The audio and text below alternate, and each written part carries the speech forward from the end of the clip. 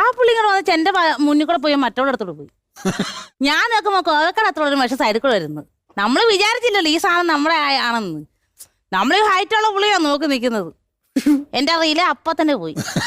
അവനെ എന്നോട് വന്നിച്ചു, ഇഷ്ടമായോ? എവിടെന്ന്? എനിക്ക് സാധനം കണ്ടപ്പോനെ കലിപ്പായി. ഞാൻ ചേട്ടാ ഞാൻ ഫോൺ ചെയ്ത് പറയാൻ കേട്ടാ ചേട്ടാ ഇവരെ പോയി.